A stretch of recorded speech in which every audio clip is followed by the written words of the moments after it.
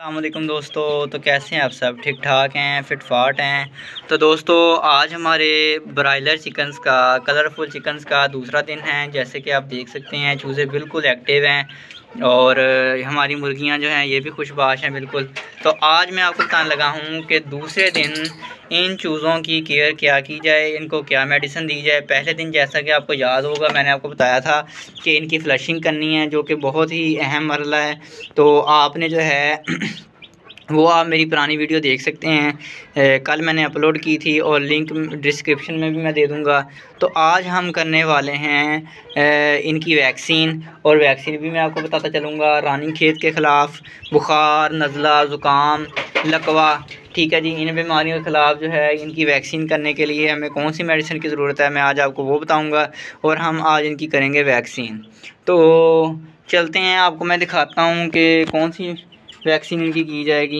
ये हमने ले लिया है पानी, ये बड़ी मुर्गियों के लिए भी है और इनके लिए भी है, ठीक है जी।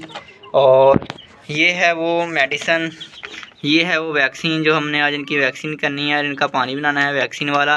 टाइलोफर्सिन 100 ग्राम, और ये रानीखेत के ख़िलाफ़, लकवे के ख़िलाफ़ और नज़ला, ज़ुकाम, बुखार, मुंह खोल के लंबे लंबे सांस लेना, हर बीमारी के ख़िलाफ़ ये अच्छी मेडिसन है। तो हम आज इनको ये यूज़ करवाते हैं। तो चलें इसको पानी में ऐड कर लेते हैं। जैसे कि आप देख सकते हैं इनको वैक्सीन वाला पानी हमने रख दिया है। और अगर हम इनकी खुराक की बात करें कि इनको खुराक कौन सी देनी है, तो वो भी मैं आपको दिखाता हूँ कि कौन सी खुराक इन्हें देनी चाहिए। क्योंकि चूज़े बहुत ज़्यादा छोटे हैं, इनको अगर आप 11 नंबर 14 नंबर फीड डालेंगे तो वो इनके गले में फंस जाएगी और ये हज़म नहीं कर पाएंगे और इनका पोटा रुक जाएगा और हो सकता है कि इनकी मौत हो जाए और ये मर जाएँ, क्योंकि वो इनसे हज़म नहीं होगी। तो अब मैं आपको दिखाता हूँ कि आपने इनको कौन सी फ़ीड देनी है। ये आप देख सकते हैं मेरे हाथ के ऊपर कितनी बारीक फ़ीड है।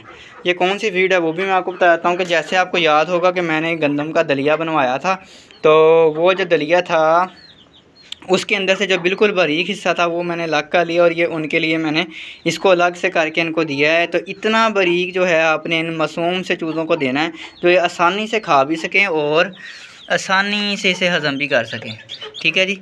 अब हम इनको देते हैं और आप ये देखें जी, जैसे कि आप देख सकते हैं कि इन्होंने खाना स्टार्ट कर दिया, बहुत ही खुशी से खा रहे हैं, आवाज़ें निकालते हुए खुशी के साथ खाने में मसरूफ़ हैं। और आपने भी इनको बिल्कुल 0 नंबर फीड देनी है, बिल्कुल दलिया जो है वो 0 नंबर का देना है आपने। और एक और बात आपको बताता चलूँ कि हमने इस टाइम इनको धूप में रखा हुआ है, हालांकि गर्मियाँ हैं।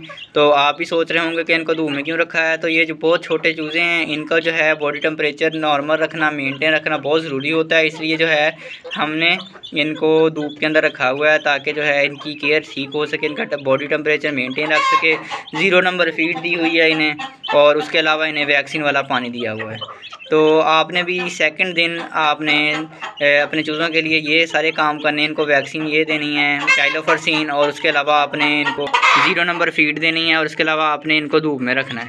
धूप ज़्यादा तेज़ ना हो, जहाँ पे हल्की मध्यम धूप आ रही हो आपने इनको वहाँ पे रखना है। ऐसा ना हो कि आप सख्त धूप में रख दें और ये गर्मी से इनकी हार्ट बीट तेज़ हो जाए और ये मर जाएँ, ऐसा आपने बिल्कुल नहीं करना। धूप में रखने का मतलब ये है कि जहाँ पे सूरज की जैसे रोशनी आ रही होती है ना, वैसे वहाँ पे रखना है आपने। तो दोस्तों ये थी आज की हमारी वीडियो, उम्मीद करता हूँ आपको अच्छी लगी होगी। अच्छी लगे तो लाइक शेयर और कमेंट लाजमी कीजिएगा। हमारे चैनल उसामा के बर्ड्स को सब्सक्राइब लाजमी कीजिएगा। मिलते हैं इंशाल्लाह ताला कल और आपको बताएंगे कि थर्ड डे इनकी केयर कैसे की जाती है, कौन सी खुराक दी जाती है, कौन सी वैक्सीन की जाती है और इनको कैसे रखा जाता है, इनका बॉडी टेम्परेचर कैसे मेंटेन रखना है। तो मिलते हैं इंशाल्लाह ताला अपनी नेक्स्ट वीडियो में, तब तक के लिए अल्लाह हाफिज़।